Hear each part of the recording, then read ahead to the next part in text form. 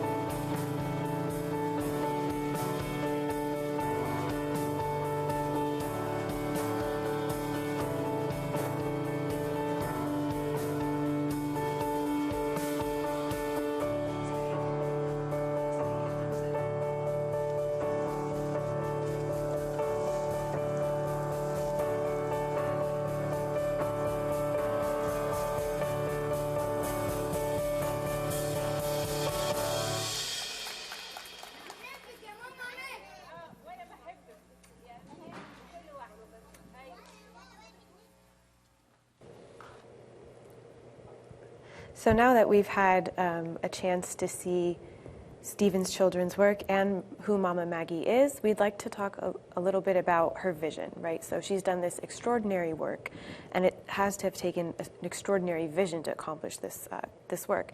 We also had the chance to interview Christine Hanain, the director of Stephen's Children Canada, and she talks a lot about Mama Maggie's vision and her message.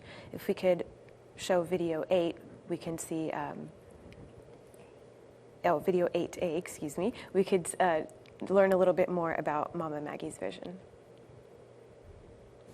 Can you speak to us a little bit about the cycle of poverty in the slums and how Mama Maggie's work and her vision is attempting to break this cycle, or maybe create something new? Mm-hmm. I'm not sure if we know how that she starts. No, please tell us how she started. Maybe that's going to be a good beginning. Well, 30 years ago, she was invited through the church to go with food parcels for some poor people and poor families around the Lent time and before Easter. Mm-hmm. So she took this exercise with a couple of friends and went to visit some poor people with just food parcels. And according to Mama Maggie, she couldn't sleep for 3 nights after that visit. Wow. Because she came from an upper class, upper middle class, and she had no idea also that such places existed, right? But she had this hunger in her heart to see Jesus and to serve Jesus. So after that visit, the ministry was born in her spirit, in her mind.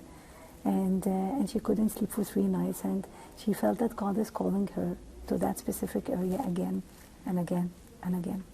And this is the Zebbalim, or like all slums in Cairo? All the slums. So she started with Zebbalim, but then she had different areas. She has now different areas in the slums and all the Ashwayat and different parts in Cairo and Alexandria and in Upper Egypt as well.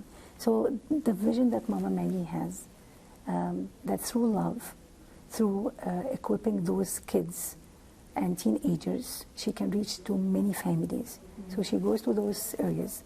She starts with one kid or one teenager, and through him or her, she reaches out to the family. Mm-hmm. So they educate them. She believes that we can cut this vicious cycle of poverty if we educate people.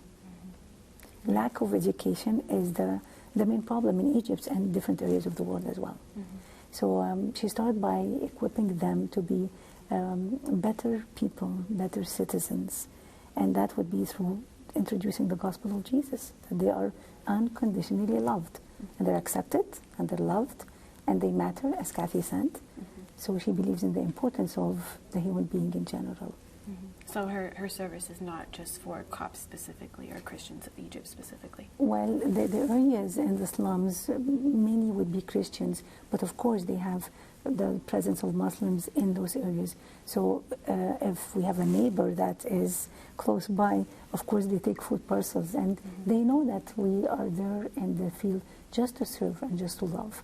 Mm-hmm. So she accepts, yes. She accepts. Which is a big step for Egypt. Indeed, right. indeed. So on March 14th of this year, Mama Maggie received the Colson Award from Biola University, as you mentioned, Suzie. And the Colson Award for Courage and Conviction is awarded to individuals who are committed to the unshakably committed to biblical truths and carrying out these truths, whatever the risks may be. So when we spoke to Dr. Barry Corey, the president of Biola University, we asked him, why did you choose Mama Maggie for 2018? And here's what he had to say. It's on video 10, please.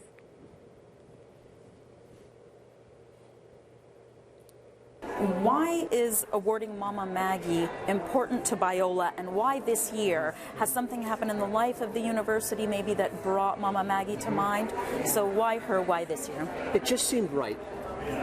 We have a national committee that weighed in on this, and our board of trustees ratifies it. It just seemed right as we heard her story. I don't know anybody that actually had met her, but that many knew about her. And the Colson family was so excited about this.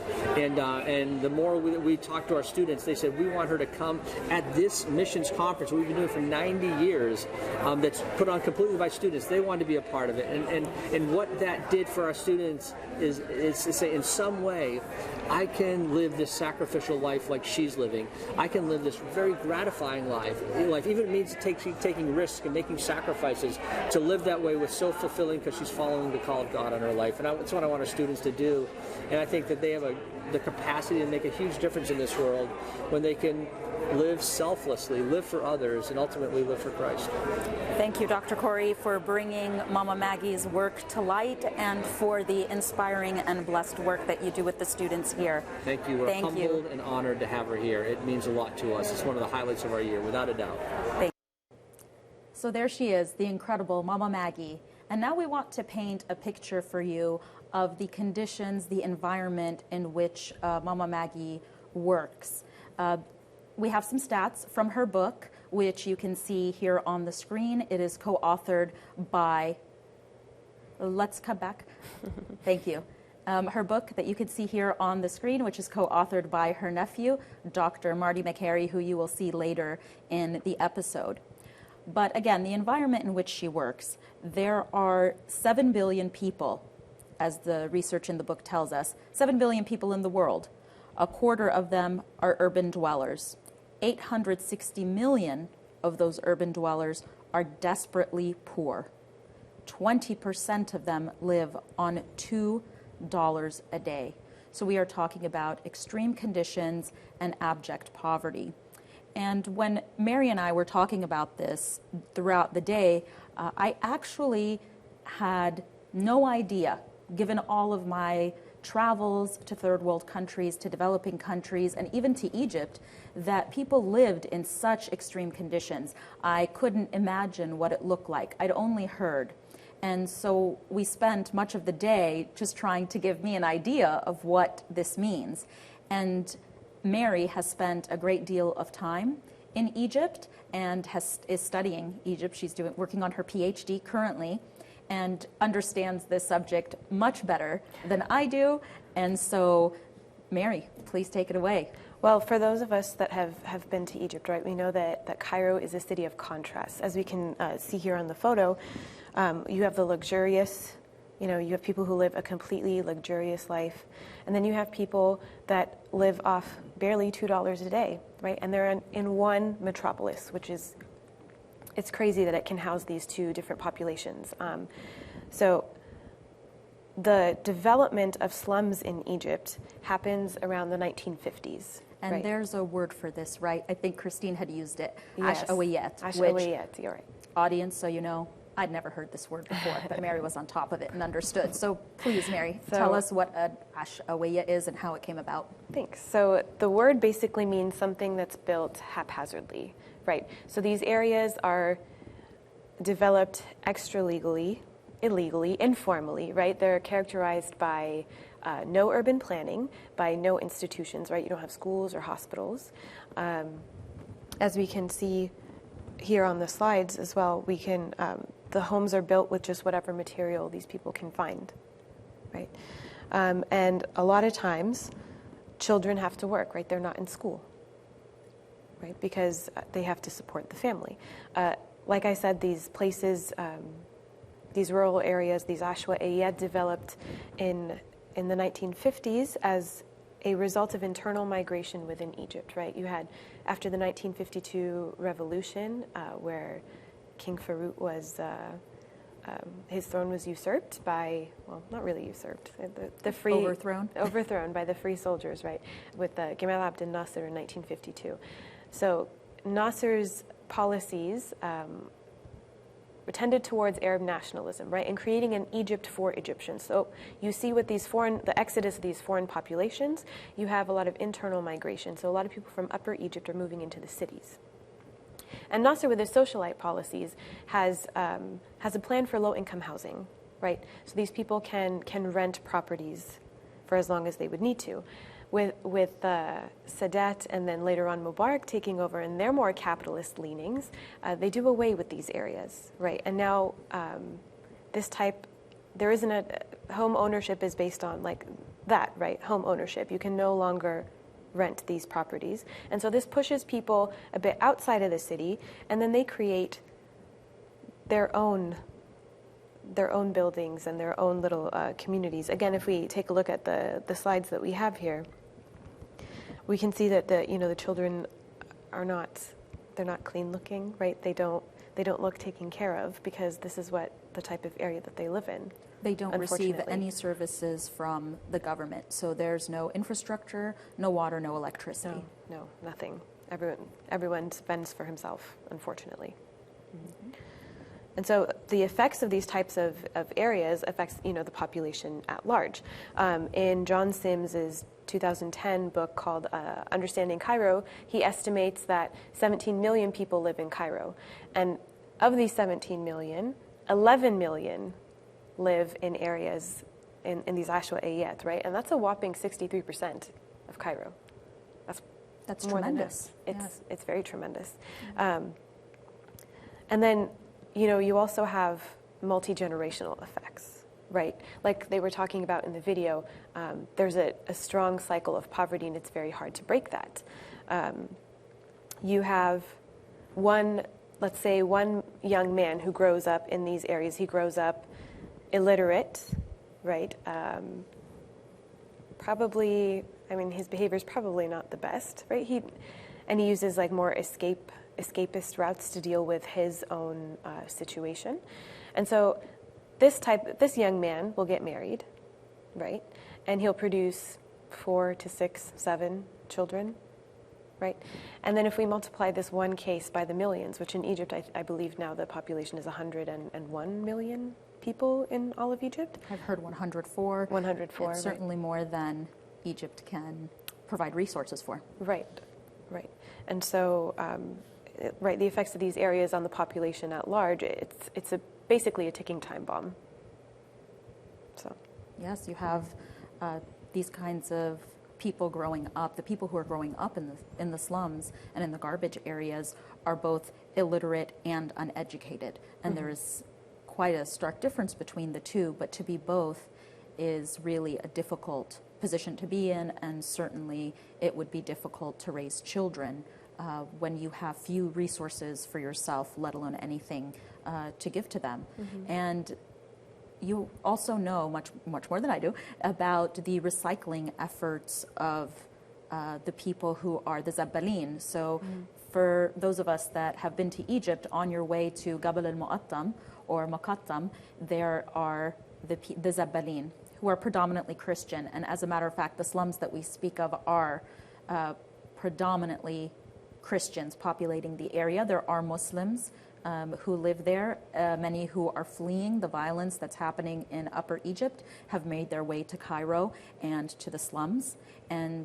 But the vast majority, just to give you context once again, is that these are Christians, and they have developed a way of making money for themselves by living in what is referred to as Garbage City, and they are the Zabbalin, so they collect the garbage, and they've actually developed one of the best ways or methods of recycling in the world. Right. It's the most efficient recycling system in the world. They recycle 80% of the waste that they collect. Whereas multinational companies, when they were consulted for Egypt's garbage problems, they were only able to recycle 25% of the waste that they collected, which is extraordinary. Yeah, I think you have a picture of the way in which they recycle. Right. If we take a look at the screen, we can see that, at first, the very first stage of, after you've collected garbage and filtering through it, you feed the organic waste to the pigs. But there was an issue with the pigs in 2009, I believe. There was a swine flu scare in Mexico, and so Egypt responded with it was internationally condemned. It was a drastic measure. They went in and killed about 30,000 pigs, I want to say, in Garbage City, which is the backbone of their economic system that they've created for themselves, right? And additionally, the only people in Egypt who can raise pigs would be Christians. Right, so there definitely was a religious overture in the issue, unfortunately. Even though it was denied as such. It was strongly denied as such. So you have some more pictures of the way in which they recycle? Right. If we take a look at the screen here, we can see that, if we contrast this photo to the last one, this is incredible work that they've done. Yes, to pick it apart one by one and then to consolidate it into these boxes when they really don't have modern machinery, correct? A lot of this they just do by hand on their own. There are some families within the Zebulun communities that are able to pull together their resources to buy machines to more effectively recycle. But I can't imagine that they can replace these machines very often. So it's a one-time investment for them, I would think. And this kind of efficient recycling and garbage collection actually came to the attention of some filmmakers. Right. Garbage Dreams was a really popular documentary, and so was Marina of the Zebulun. I believe Marina of the Zebulun was created in 2008 by Inji Wasif. Both documentaries were shown in film festivals around the world, and they were awarded, I forget the number, but they were awarded like a crazy amount of awards, I think including in South by Southwest at the film festival. Dubai, Tribeca, Thessaloniki, I think were the names among. So really an incredible place the slums are, not just slums, but people who have innovation and who are really out to try and help themselves. So this is the environment in which Mama Maggie is working.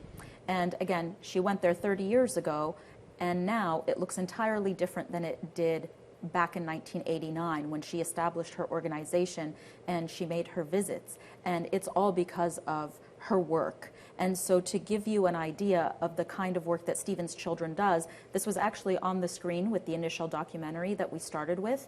But since that was only 3 minutes long, I'm going to go ahead and remind you of those stats. So again, to give you an idea of just the stature and the magnitude of the work that Mama Maggie does. So since 1989, Mama Maggie has built in the slums of both Cairo and parts of Upper Egypt 92 preschools, all of which the license for those schools have Christian names. So each school has a Christian name and it is known. And so 92 preschools, 18,000 children are enrolled in those preschools, 41,000 people in the slums are receiving medical care, 13,000 visits are made, home visits are made per year, 1.6 million meals are served. There are 3 recreational centers for the children. There are 2 camps.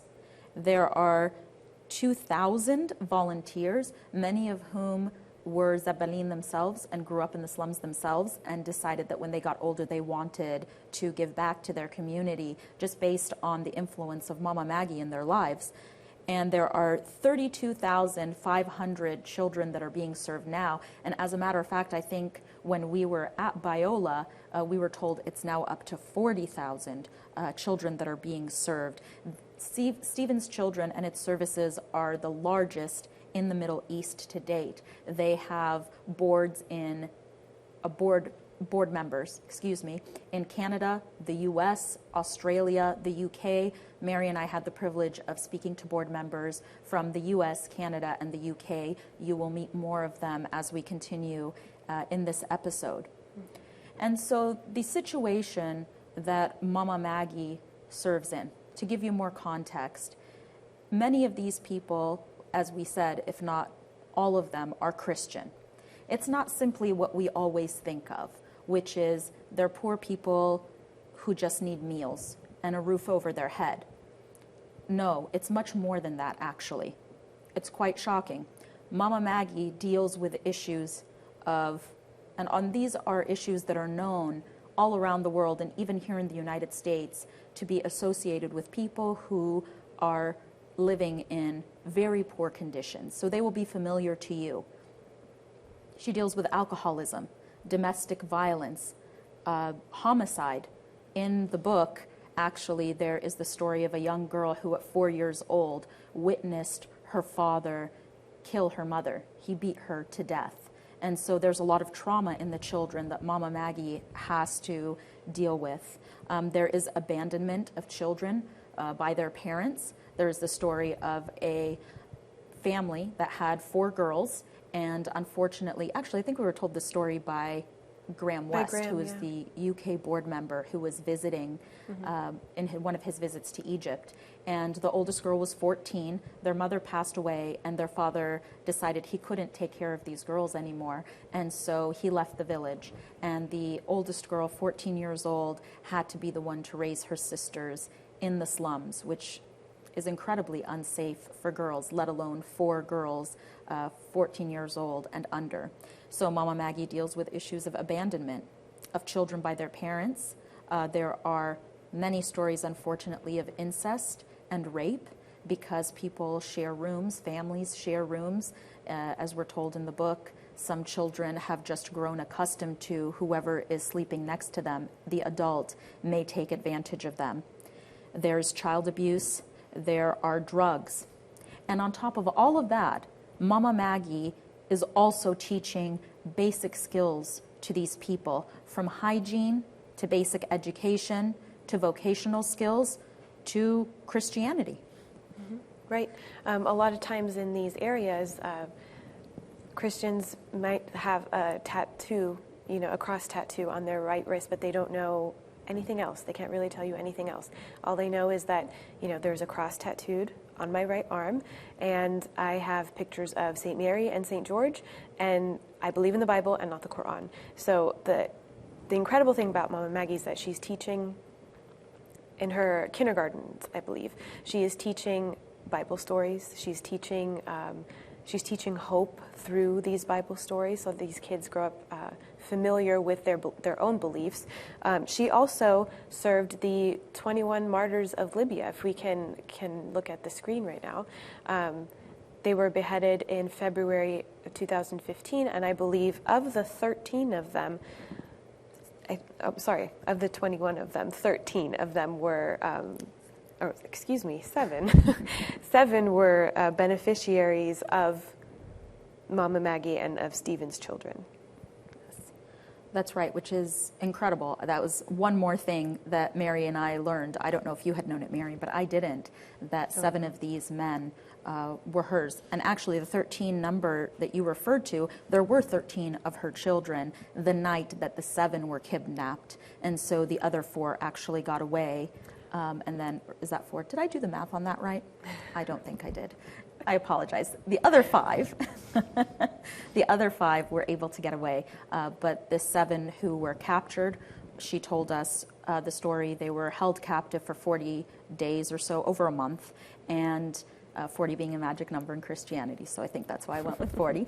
They were held captive, and they were left there without food, without water, in an attempt to get them to convert to Islam. And when they didn't, they actually did a practice run of what eventually made it into the video that became so popular of their beheading. So they took them out to the beach, and they did a trial run, again in hopes of scaring them into converting by morning. And when they didn't, they were beheaded the next day, and it was filmed. And there were witnesses, Muslim witnesses, that were there that testified to the event. And so Mama Maggie on the Stephen's Children website has a verse from Isaiah, and it's one that is in their pamphlets. It's one that she refers to in her talks. So if we could bring that verse back up on the screen for everyone. If you extend your soul to the hungry and satisfy the afflicted soul, then your light shall dawn in the darkness, and your darkness shall be as noonday. And that is from Isaiah 58:10.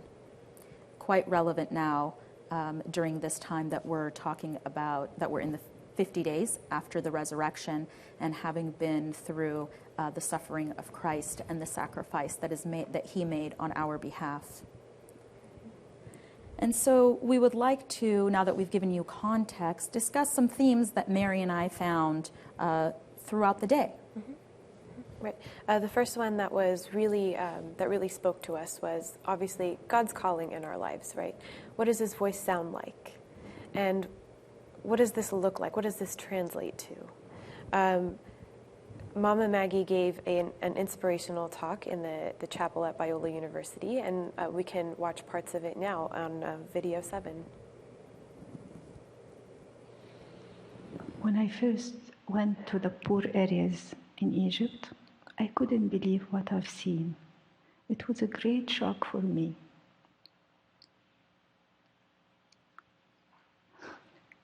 And I was praying, God, why all this pain? These poor children, they sleep at night crying from hunger. Nobody is there to care for them. The answer was so clear.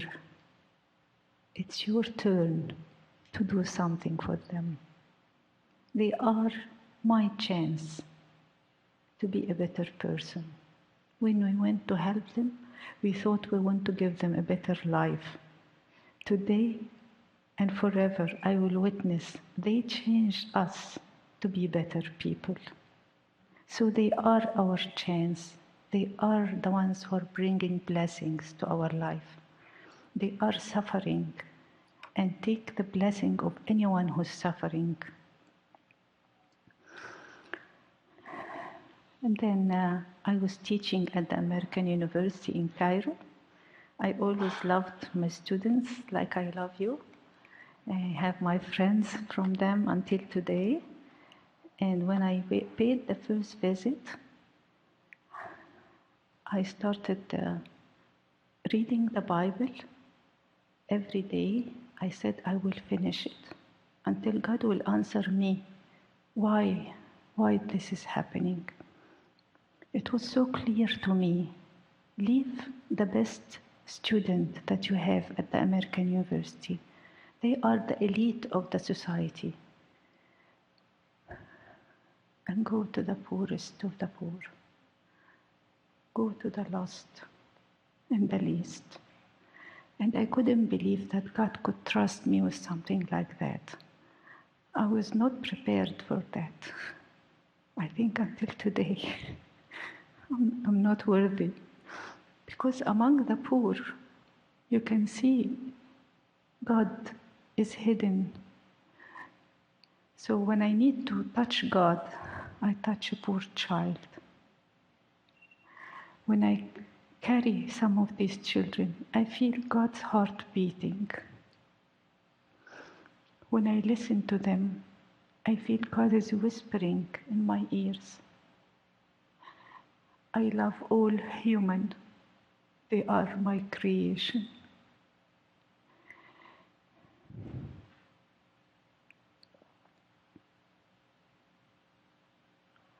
I am praying that the same way that God has blessed me, and I am so unworthy, that He will bless every human and every heart who could have a heart and mind for someone who needs you.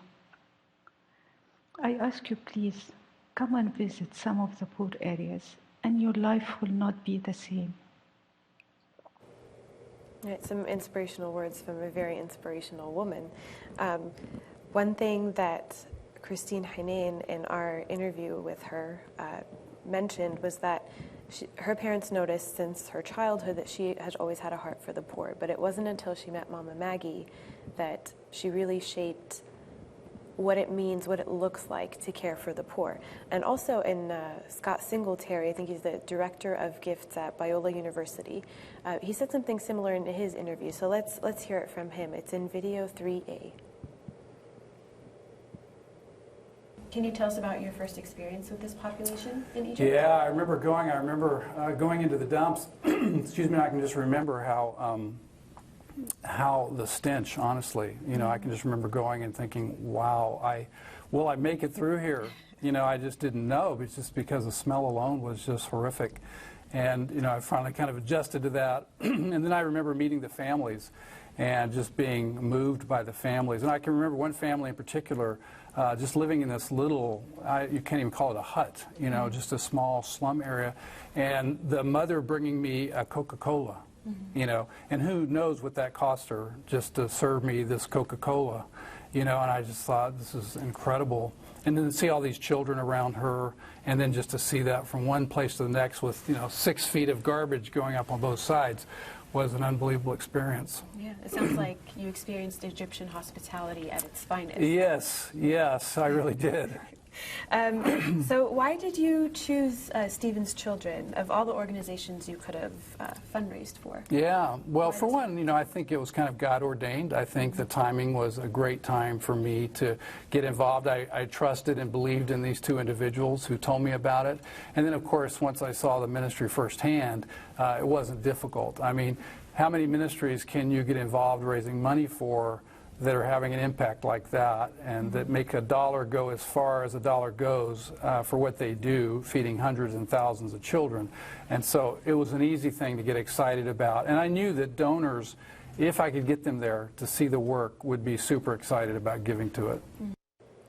And there you have it, an incredible story by Mama Maggie, and of course it was found incredibly compelling by people like Scott Singletary, who actually, before he worked at Biola University, served on the U.S. board for Stephen's Children. And he shared with us that one of the reasons that he became involved with Stephen's Children is because he was an orphan himself until the age of 4 when he was adopted. So he really recognized the work, the tremendous work, and the value of the work that Mama Maggie is doing.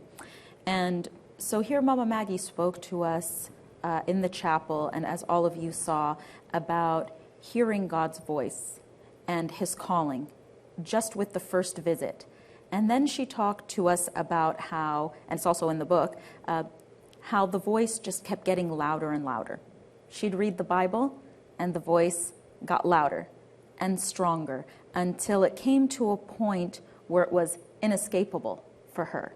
The voice was not going away, it was not being silenced, it was not waning, but from day one, it just followed her until it was inescapable. Yeah, we were reminded of Jonah the prophet, and St. Paul, Saul of Tarsus. If we can take a look at the screen here, we can see, if we look at the slide, there we go, we could see an icon of the two of them, how similar their stories are, right?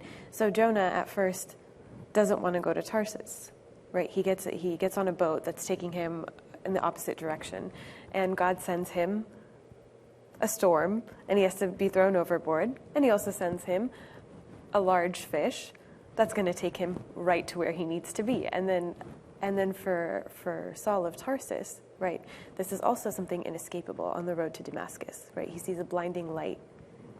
And he actually is blinded. Yeah, and has to be. Yeah. It has to be led into Damascus for a certain purpose, right? He was going for his own purpose, and now he had to do a 180 and come back to.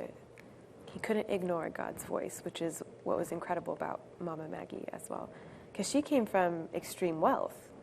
From what we know, right? She was a Cairene socialite, and she was married to Ibrahim Abu Saif, the owner of the Abu Saif Tea Company. Coming from old money, and at 35, selling all that she had, even her wedding ring, for this purpose, which leads us to our next theme that we thought was very relevant for this day, and it was about, and we joked around about it all day, and it was about a hashtag that you've all heard of, right? Hashtag first world problems. Yes. So hashtag first world problems. I had sushi for lunch yesterday, and so I can't have it again today. It's 2 days in a row. Or another one. My Uber is late. My Uber is late, that's right. Or Wi-Fi is too slow. This hotel room isn't very clean. It's uncomfortable. Hashtag first world problems. Mm-hmm. And this was just a running joke between Mary and I, because we spend so much time, I think, as Coptic Americans, and really as first generation, second generation here, asking ourselves and even asking God, what's your purpose for me? And then we'll go to our fathers of confession or to a priest or someone else and say, what does his voice sound like? How will I know when God is speaking to me? While out of the other side of our mouth, we are worried about our Wi-Fi, Uber, sushi, and other comforts that Mama Maggie left at the age of 35 to go and live with the poor. And it actually reminds me of a verse or a saying by St. Isaac the Syrian. He says, silence your mind so that you can hear your heart. Silence your heart so that you can hear God. And if you hear God, then we've learned whether you're someone who needs your back against the wall, like Saul or St. Paul, Jonah, or folks like myself, then there are some people who know from a very young age that there is something that is drawing them to this life of service. And so I had the opportunity to meet and speak with, as did Mary, Dr. Marty McCary, who is Mama Maggie's nephew. He is a surgical oncologist at Johns Hopkins University in Maryland. He is the author of New York Times best-selling books on the medical profession. He is the co-author of her biography. He also runs medical missions in Central America, recently returned from Honduras. A fascinating person with an interesting perspective on his aunt's work and having visited the slums himself. And I think you, as Mary and I did, will find it relevant to those of us who grew up in America. He grew up in London. So if we could please share with everyone video 9, an interview with Dr. Marty McCary.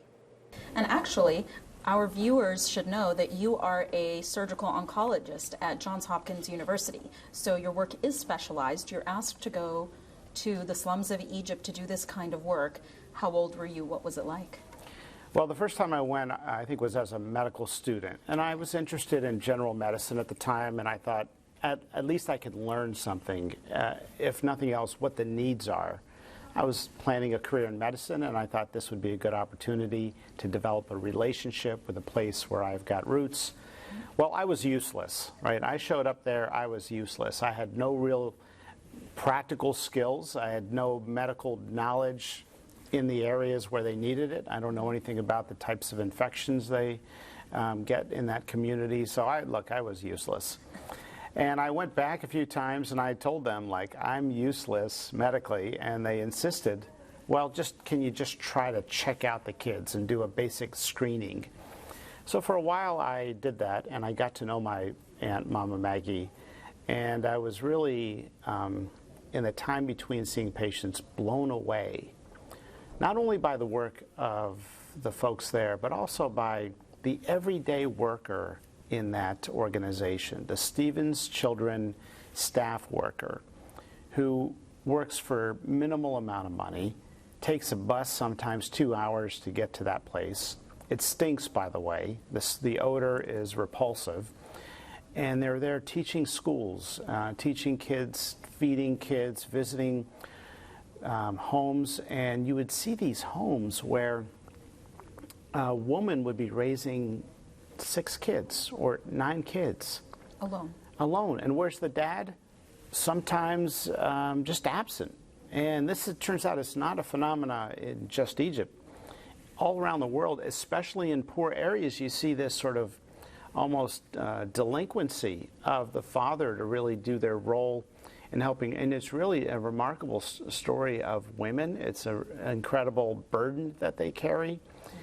And you realize it makes sense that they've got women's health and women's education classes and communities of women.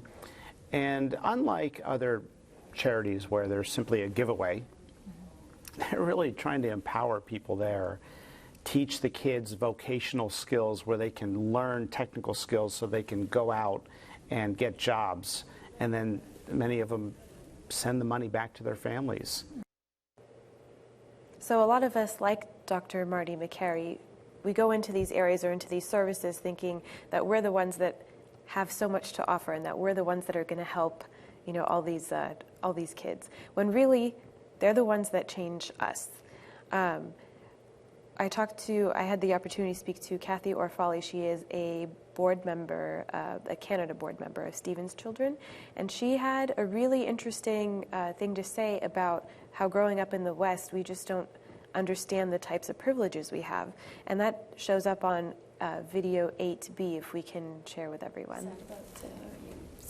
This connection and this intersection that brought this moment that brought tears to your eyes. Yes.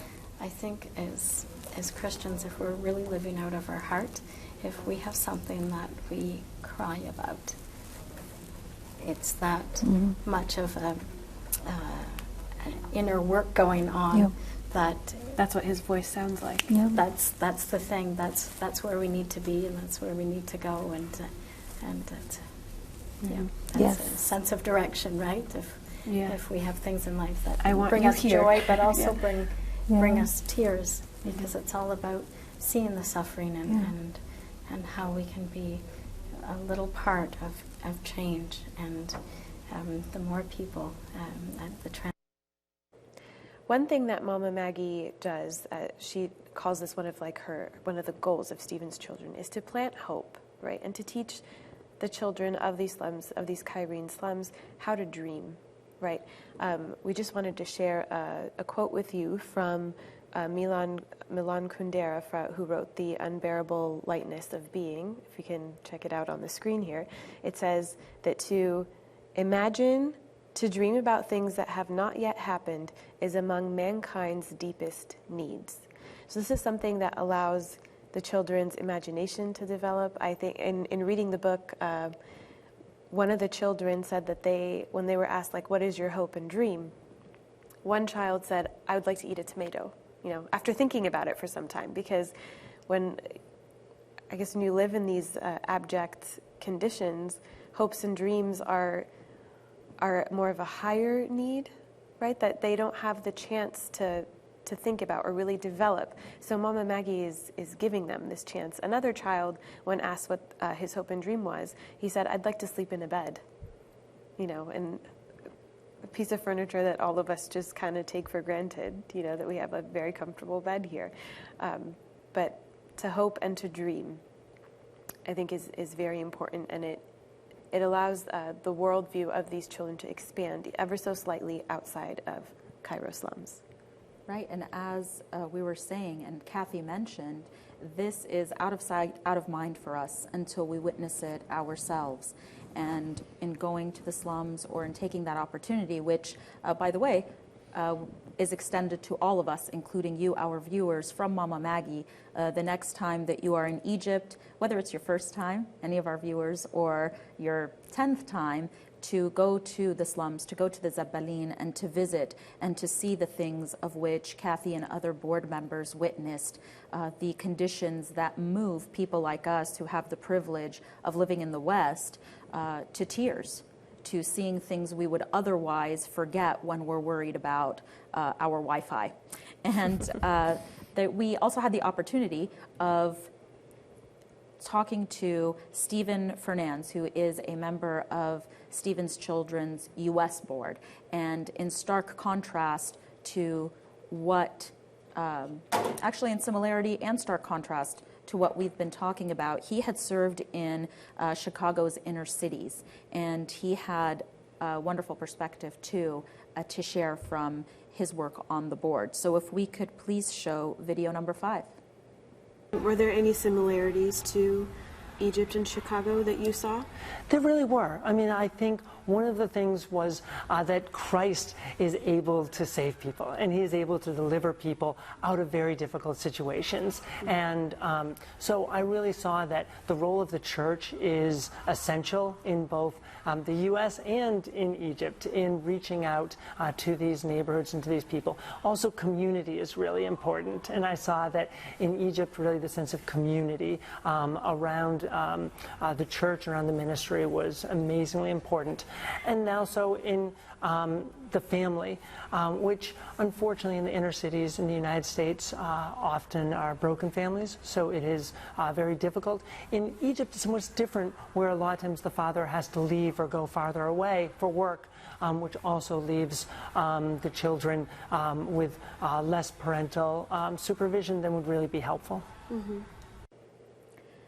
And so the work that Stephen is doing in the inner cities, I had the opportunity of talking to him before he was interviewed by Mary, and he was saying that in the inner cities of Chicago, and to give you an idea of what they're like, there is an area of Project 8 or low-income housing called the Beehives. It's just one section of the inner city in Chicago, and there are a lot of single moms there. They're predominantly African-American community.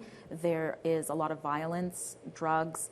Many of the same things that we discussed are in the slums of Egypt.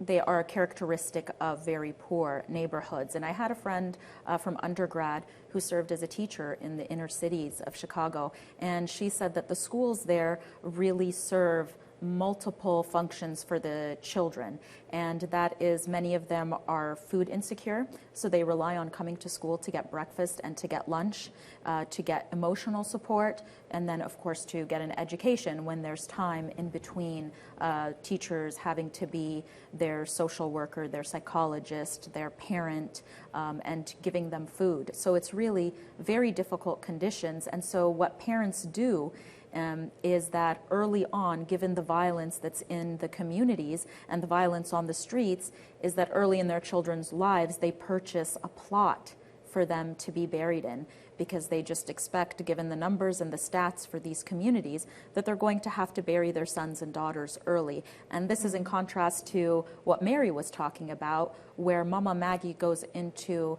desperate conditions, equally desperate conditions in Egypt, but she plants hope. And that's really key and really important. And it was something that engaged Stephen and his family in visiting the slums. He took his young children, you can too, to visit, and really moved him to serve.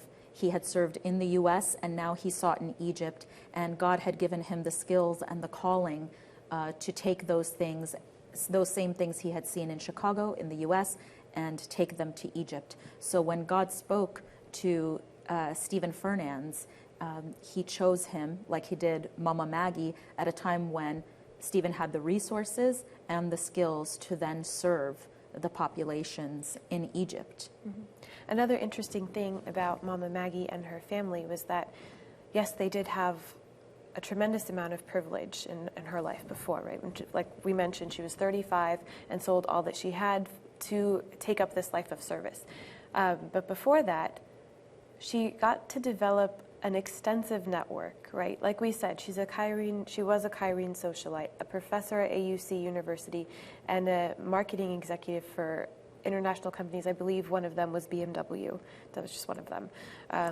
But she used this extensive network and all these connections, even in creating Stephen's children and in her work for Stephen's children and in remembering the poor, which is an inspiration to all of us, right, who are given all these amazing opportunities to think of the people that need us, right, and how to pass that on.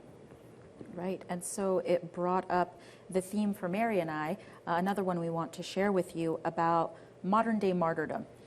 For folks like Mary, myself, and many watching, we know we have viewers from around the world, so I'll just say for many watching, we will not find ourselves in the same situation of martyrdom as the 21 that were in Libya, Copts and one African man who were in Libya and had to confess their faith and then be killed for it.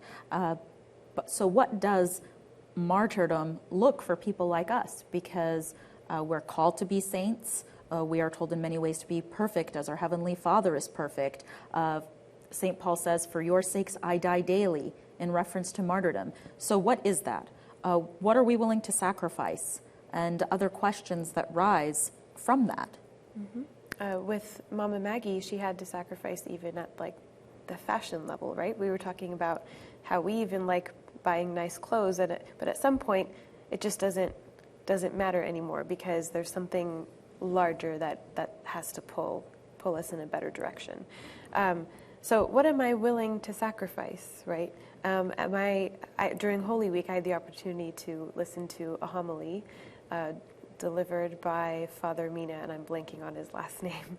But he mentioned that to carry the cross means to make yourself uncomfortable even in the smallest ways, right? It means getting up 10 minutes early to attend the liturgy, not make it just at the gospel, make it a little bit before.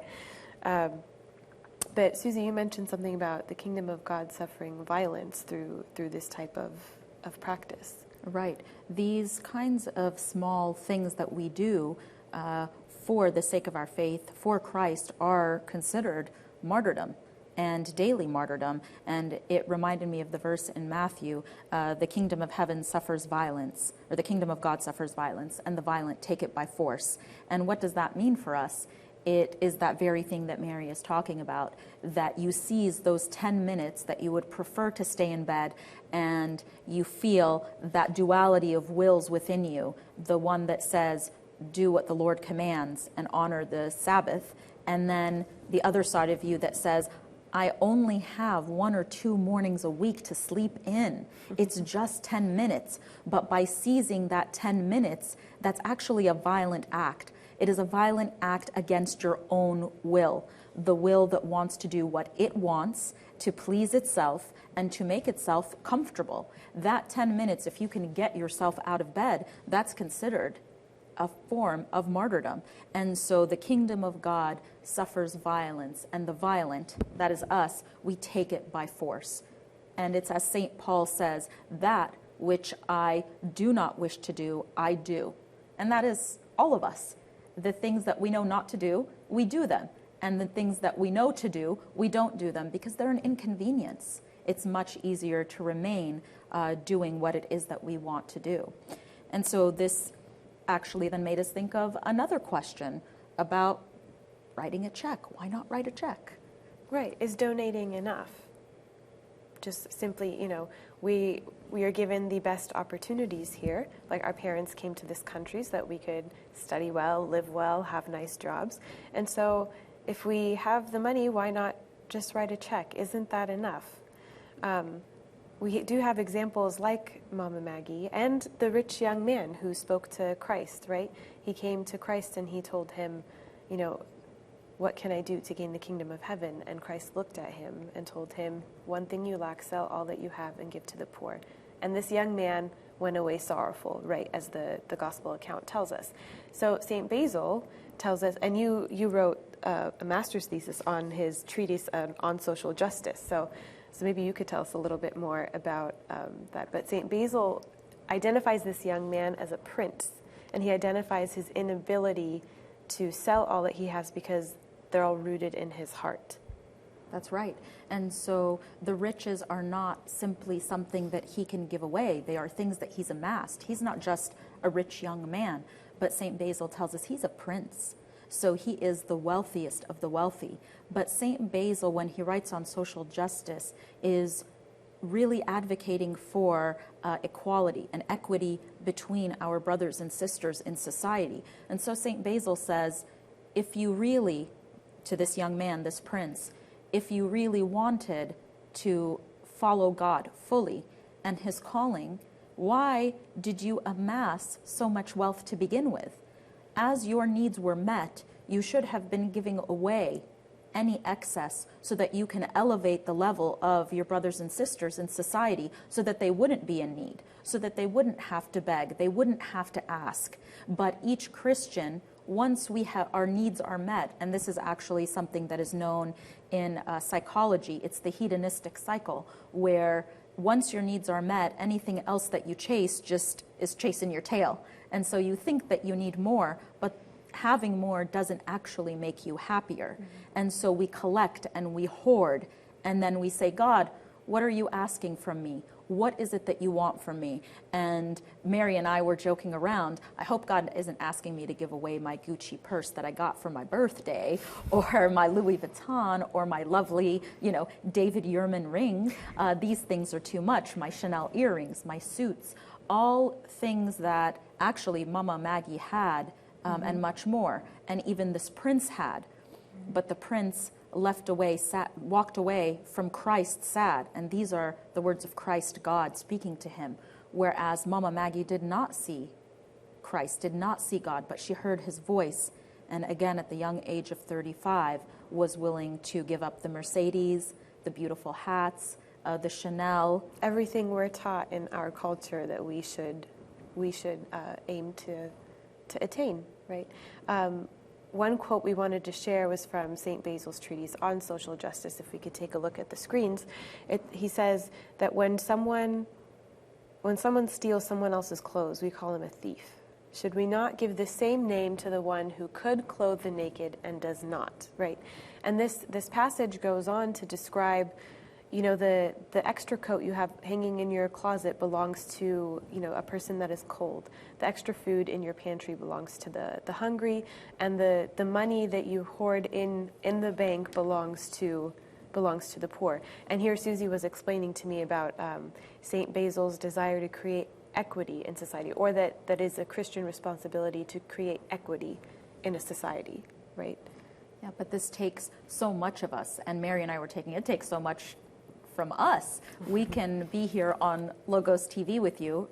Here we're sharing with you a personal conversation, be on Logos TV with you and talk to you about these things, and Mary and I could walk out of here and have a conversation about the newest styles or what we covet from this season's newest fashions. And so again, talking out from both sides of our mouths, and really what God is asking from us, God who sent his only begotten Son to die for us, as we learned last week. We have a hard time just getting up that 10 minutes early, not buying that one additional thing, not upgrading our car, which works just fine, even though there's a new model, or there's a Tesla that's within a reasonable buying price for everyone. That these kinds of things we are asked to sacrifice or to stay away from. The things that we want the most or that we desire. Anytime we say no to our own will, that is modern day martyrdom.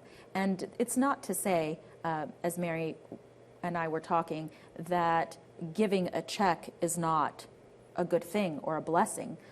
Quite the contrary. Much of what Mama Maggie has done has required a great deal of donations. She has boards around the world that are working to gather this money, and not everyone can up and go take a trip to the other side of the world, and so they use these gifts, their gifts, to earn money that they then give to these organizations. And as Scott Singletary mentioned, $1 can go a long way in those countries, and he saw that people with the kind of educational background as Mama Maggie and her husband are able to make that dollar go a long way. And so what we really want to emphasize for all of us that live in the West and are uncomfortable, who are comfortable, is how uncomfortable are we willing to be? And during the Feast of the Resurrection, actually, the Pauline epistle included the verse that I referenced earlier, "For your sakes I die daily," St. Paul says. And the fathers tell us in their patristic writings that one way to understand that verse is that he denies himself, St. Paul, things that he wants so that he can be an example to the people of Corinth and to the people that he encountered, that this is an example of, and he is an example of how Christ, God, wants us to live. Now, moving on to a really incredible board member that we met.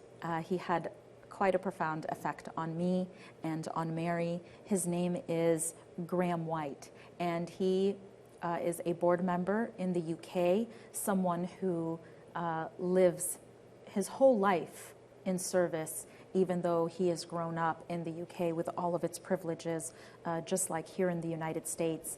And really, we want to share with you the opportunity to hear his words, because they're just that profound. So if we can play video 6A for our audience, please. And now you found yourself in the slums? Tell us. Well, it wasn't just the slums. It was that trip changed my life. I can remember the first day, and there was a young man who's part of Mama Maggie's team, and he took me round and tried to show me. He said, "This is where we start," and he took me round a whole day of what they call home visitation. And by the end of that, I was overwhelmed. Now, I'd lived in Africa for over 20 years. I'd worked in the civil war for 2 years. I'd been in refugee camps in Rwanda, in Burundi, in Congo, and in Tanzania, huge refugee camps. So I was used to Africa, I was used to poverty, I was used to refugee camps. But what I encountered that day really shook me. And I saw things that deeply affected me. I think what affected me, firstly, was the conditions in which people were living. There's one picture that is indelibly in my mind. We went out to 15th of May, and it was, I mean, nowadays it's getting quite built up, but in those days there was very, very little there. It was very run down. And we went into this one place, and there was a family living there, and there was a girl, I remember about 16, and I just looked at her in those conditions. I thought, how do you survive in this place? There was part of me, if I'm honest, I just wanted to get up and run away. I thought my senses were overwhelmed by what I was seeing and what I was hearing and what I was experiencing. And that was unusual for me, because I thought I was pretty used to, pretty tough. You'd seen it all. I thought I'd seen it all, but this did overwhelm me. But what also overwhelmed me was not only the conditions in which people were living, but was also the faith and the hope and the love that I saw the workers bringing into this situation. I remember in one particular instance going into a desperately poor situation.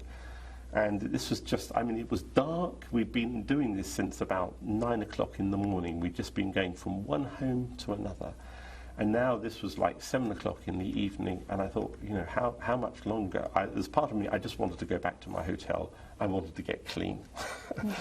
And we went into this house, and it wasn't a house, it was just a shack, a bit of tin barty and a bit of very light roofing.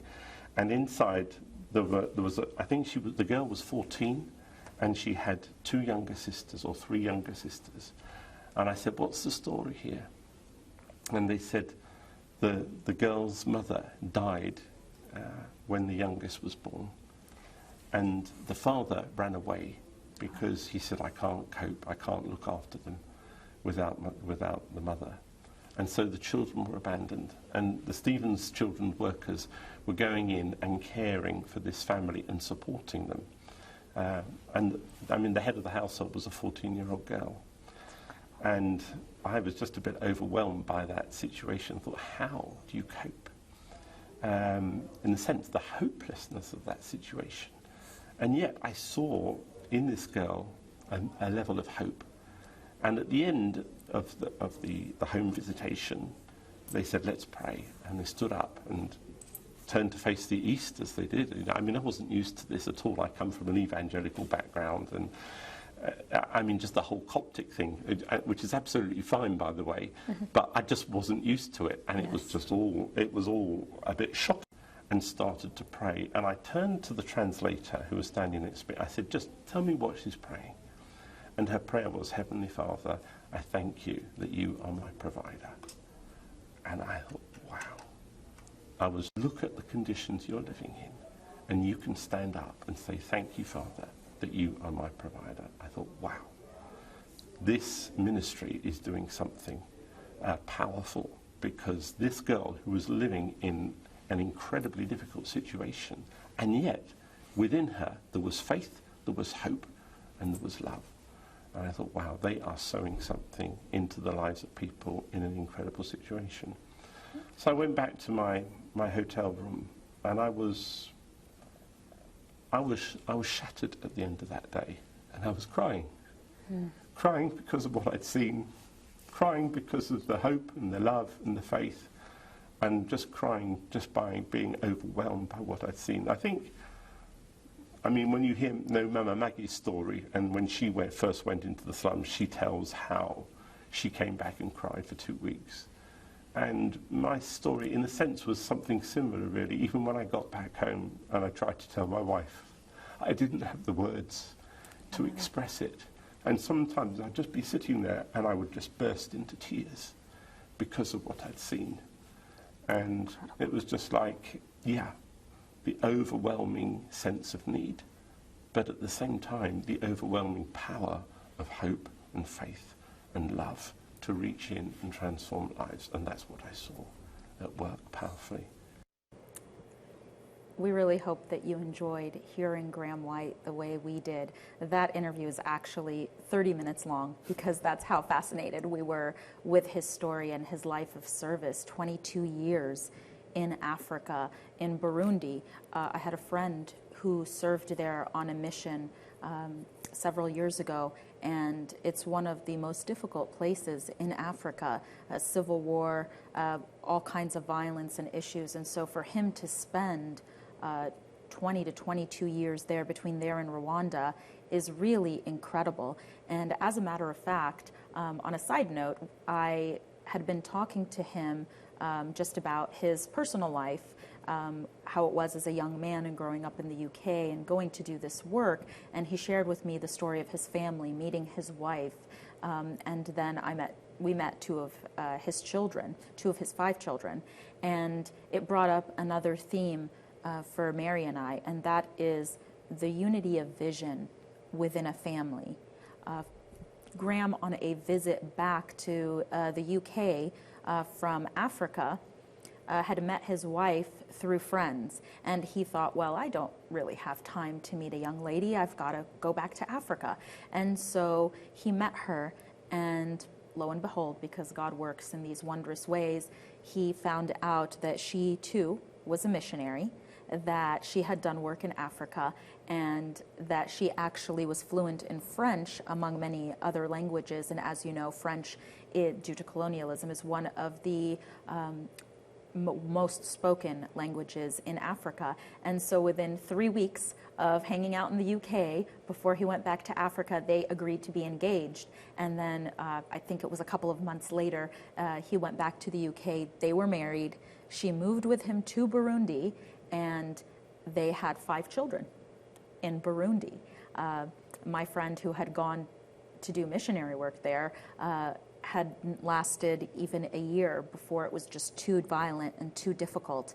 And here were 2 people who met, and they quickly knew that it was God's will. And Graham said, where and how would he had ever thought that he would meet a woman who would have the same interest, the same willingness, the same call to service, the language skills, and really that nurturing ability to then just have 5 children and raise them well within a conflict zone.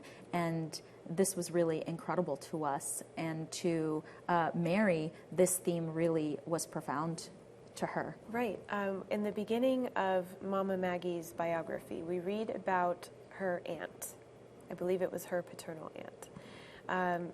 This aunt never got married, but lived in the family home and opened the family home to anyone who was sick or suffering or just needed a prayer or needed a little bit of love, right? Needed someone to listen to, needed a smile.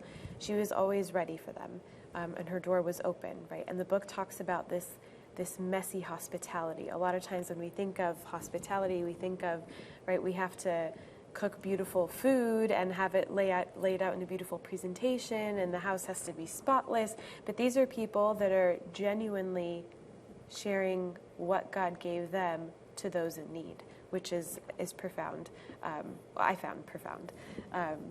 Another family that I wanted to mention a little bit more about was the Abu Saifs, right? The Abu Saifs, so Ibrahim Abu Saif is Mama Maggie Gobran's husband, right?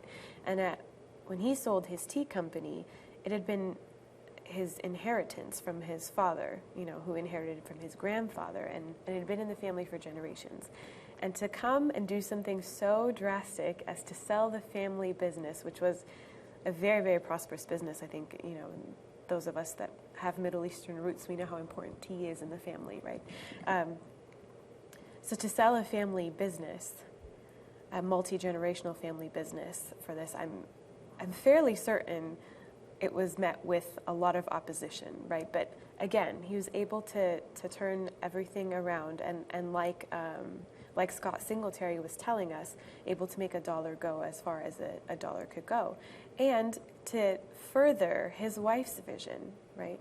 And then their children growing up in this environment. Mama Maggie's son also in the book talks about this as well. Mama Maggie's son was an international financier, right, in between London and New York, just an international person, a product of his world, right? Again, nothing wrong with that. But then he does a drastic 180, sells all that he has, and joins a monastery, and is currently a monk somewhere in the Egyptian desert. I mean, to remain anonymous. Another family that we can talk about forever is the family of Macrina the Younger, Saint Macrina the Younger, who is the granddaughter of Macrina the Elder, right? Macrina the Younger, her brothers are Basil the Great, first of all, Gregory of Nyssa, and Saint Peter of Sebaste. Of Sebaste, yes. So she basically raised 3 bishops in her family, right? And again, this is something that we see in the generations of the family, right? This care, this hope, this love is passed on, and it's something that's inherited from the rest of the family. So what really struck me was that it really all starts in the family, right? If one person listens to God's voice, the rest of the family is encouraged, to open their heart and their mind to what God is trying to tell them. Yes, and to share a little bit more about this incredible family of I'm sure several incredible families that we have all had the privilege of hearing about. Ibrahim, Maggie's husband, Mama Maggie's husband, he is the one that, along with her brother, actually, who was an engineer, they referred to him as Hebo. I don't remember his actual name, but in Egypt we go by nicknames. So we'll go with Hebo. They are the ones who jumped through all the hoops to get the licenses for all of Mama Maggie's buildings, and really faced a great deal of opposition, especially, as we mentioned, in naming these buildings after saints. But Mama Maggie insisted, and she got what she wanted. In the end, that the names of these buildings are named after saints, all of the preschools. And there's this really incredible story in the book, which I haven't finished, but she goes to meet one of the Coptic architects, prominent Coptic architect, whose name is lost on me. But she was able to get an appointment with him, and she went in expecting that he was going to ask for a certain amount of money to build the first school. And so she tells him her idea. He accepts, first of all, an appointment with her. He's hard to meet face to face. She tells him her idea, and then she says, "What's the cost?" And he tells her, "I'm going to do it for free, and I'm going to oversee the construction myself." And so, glory to God, she left happy. She had the scroll of the design that he had presented her of the school. She had the blueprint, and she had rolled it up, put it in her bag, and was walking back to her car when a motorcycle with 2 fellas who decided to be thugs that day passed by her and grabbed her bag. And she remained hanging on to that bag, and the motorcycle dragged her across the gravel, causing her cuts and bruises to her face, to her body, until finally the fellow that was holding on to the bag fell off of the motorcycle and took off running. And she had the bag in her hand, and next minute she found herself in the hospital. And her brother would call her crazy for insisting on Christian names, for hanging on to the bag with the blueprints. But to her, this was her purpose. This was her calling. It was very clear. And so her brother, even though he thought she was nuts, and he would say, she was a spoiled girl growing up, he still supported her. Her husband supported her in selling all of her jewelry, even though he asked her to at least hang on to her wedding ring and the earrings he gave her as a push gift when she had their first child. And she said, I'm going to sell them because they're more valuable now and get that money, and then you can buy them back. And so he bought at least the wedding ring back for her. And this is the kind of unity of vision that is just so profound, and Mary and I found just so incredible. And so these families, they really extend themselves. Back to Graham White from the UK, once he and his wife retired from missionary work in Africa, they returned to the UK and have fostered tens on tens of children that they have brought into their home and brought them out of the system, out of the foster care system, and given them a home for whatever period of time. So service for someone like Graham started as a young man and has continued well into older age. And that is just something that's incredible. And finally, in the remaining time we have together, we wanted to talk about what all of this means for us.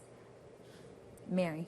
Right. So Mama Maggie, in talking when speaking, giving her speech in the Biola University Chapel, shared a few suggestions for us. Right. If we can take a look at the screen here, one of her suggestions was to spend time in silence every day. Right. Take your quiet time. Right. Like we hear in our youth meetings in a church all the time. She suggested to spend time reading. Reading the Word of God, reading books, just absorbing whatever knowledge you can come across. She encouraged students to write, to take notes on things that they haven't learned yet. She encouraged them to do good every day until it becomes a habit, until it becomes a part of who you are. She also suggested, if we can take a look at the screen again, to add value to your life daily, right? And to set your mind on things above by trying to learn something new every day, right? Using your creative capacities. One of the things that I just love when she said, she encouraged students to learn to be positive, because whatever you say, you become. And that reminds me of a story that I heard. So there are two types of people in the world, right? You have flies, right? People who kind of buzz around the trash and like the negative things in life. And then you have bees, people who extract honey from flowers, right? Something as like lovely as flowers, right? And so when you encourage someone to be positive, or the story goes, the moral of the story is be the bee, right? Be positive, because whatever you say, you do become, which is, it's nice to hear from someone who has such a strong Christian like conviction, and a core, to hear these things that we all maybe were taught in a more secular setting. So it was really nice for all that to come together for me. And the last thing she suggested was to give something every day, right? Something as simple as a smile. It's a little form of love that can transform someone's day. That's right. I think the saying is random acts of kindness now. Right, random acts of kindness. So you give someone a smile, give someone a hand, maybe give a meal, whatever it is that you can do. If you can spot something good to do, then do it. And as we mentioned earlier in the episode, there is the verse from St. Paul that we are all called to be saints. And so we have the same tools. We're given the same tools, the same capacity, the same ability to do what Mama Maggie has done and what the saints have done. It's just a matter of choice. And we are fortunate enough to live in the land of choices, sometimes to our own detriment, the number of choices that we have to make. And so it's just a choice. But we're all called to be saints. We're all called to make this kind of an effort. And so when Mary and I were talking, we determined that we need to ask God sincerely to work in our lives, or else we really just become like the young man or the prince who had the exchange with Christ about what more he could do. If we're not asking with sincerity, if we're asking but at the same time holding tight and not with an open hand the things that we have, then it makes it that much harder to hear God's voice and to answer his call, even though we all really want to, those of us who are believers and who have faith. And so it brought us to the discussion also of what can we do? As I mentioned, not everyone has the time or the ability to go abroad, and there are many of you watching who have young families, who have family responsibilities. And so what is it that we can do? And one of the things that came to mind for me is that for those of us living in Los Angeles, we have one of the worst or the largest homelessness crisis in the country. And so we have Skid Row, where there are several organizations to volunteer with, to give food, blankets, whatever it is, to the homeless. That's one way of giving to our community. And as you know, here in America, because we're one of the wealthiest countries, we have knowledge of the many needs, both domestically and internationally, of the need for our efforts and for funding. And it reminded me of a saying by St. John Chrysostom, which I'm totally going to butcher, but I hope that you get the gist of. And he says that it's to our condemnation if we find the grumblings of the poor to be a nuisance. For those of us in Los Angeles, I've had the privilege of working just a little bit on issues of homelessness, and many people say, we don't want low-income housing built in our neighborhoods. We don't want the homeless people in the streets to have buildings built that they can live in my area. Sure, we don't want them on the streets, but not in my area. And why is that? Because the visual is a nuisance, because the aesthetic makes people cringe. And that is what made me think of St. John Chrysostom saying that it's to our condemnation if we don't see Christ in every person, that everyone matters and that everyone deserves love, because God is love and we are made in his image and likeness. And we learned this from the segment of this episode on Mama Maggie's vision, as Christine Hanin shared it, the U.S. board member of Stephen's Children. And so here we are in the U.S., the U.K., Canada, and these Western countries where we are really given everything, right? And it's all created for us, the good to enjoy, and then the pain and the suffering that we can help to ease with the resources that we have and the faith that we hold. And so in closing, we want to take you back to a part of Graham White's interview, and it is a message from him to all of us that are living in the West.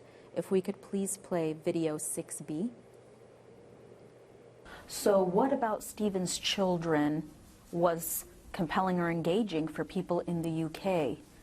And how was it received? What is that work like? Yeah, I think we're still working on that to get the right answer. I mean, I think a lot of people would think, well, the purpose of Stephen's Children in the UK is to raise support for what's happening in Egypt, and there is a certain amount of truth in that. But I think for me, one of the key factors is that this is a two-way relationship. Because when I see what God is doing in the lives of people in Egypt, we need that message back in the UK, just as I would say you need that message in the US. It's not just about our countries sending money to Egypt, much as that is good and valid, but it's also about somehow trying to take that message that they have discovered, the secret they have discovered in that country of faith, hope and love, and reaching out into people whose lives are in a possible situation and teaching them, I can do all things through Christ who gives me strength. I mean, people who's thinking their life is in an impossible situation, and Mama Maggie shows them, you can rise above this. And there is, I believe, there is a need for that message to be shown in our own country and in my country. And so that probably is for me the biggest challenge. How do I get this message across and help people to realize that we have something to share here that's very significant and will change people's lives for good, for always. So in getting this message across, we were reminded of a quote by Pope Shenouda, if we can take a look at the screens. And it says, to sow the seed of love even in the most barren soil. Water it with patience and enduring hope, and the Lord will make it grow. And that just brought everything that Mama Maggie is doing all together for us, right? Because while she is not the only person who is working to improve the lives of Cairo slum, like people who have to live in the slums of Cairo and Alexandria and all over Egypt, her work is very compelling in that she's planting little seeds of hope in situations that are in dire need of it, but maybe don't know it. So that was something to inspire all of us. And with that, we want to thank all of you for watching. Just a couple of notes before we go. This is Mama Maggie's book. It is, or her biography. It is called Mama Maggie, The Untold Story of One Woman's Mission to Love the Forgotten Children of Egypt's Garbage Slums. And it is a book that is co-authored by her nephew, Marty McCary, who is a New York Times best-selling author. You can get this book, of course, on Amazon, Barnes & Noble, wherever it is that you buy books that are not digital, of course. And we would like to encourage you also in these 50 days to visit the Stevens Children website to learn more about the work that they're doing and to offer what you can in terms of donations or even your time. They're happy to hear from you, and they're happy to see any one of us as visitors when we're in Egypt. Also, productions such as this for Logos TV, we encourage you all, if you appreciate what it is that you watch and you have enjoyed this segment, to please donate to Logos TV as well. And with that, we thank you very much for watching, and we hope that you have gained and been enriched by Mama Maggie's story as much as Mary and I have. We want to wish you a blessed 50 days. You are watching Logos TV. This program is Coptic Civilization. My name is Suzie Abdou. And I'm Mary Ghattas. Thank you for watching, and have a good night.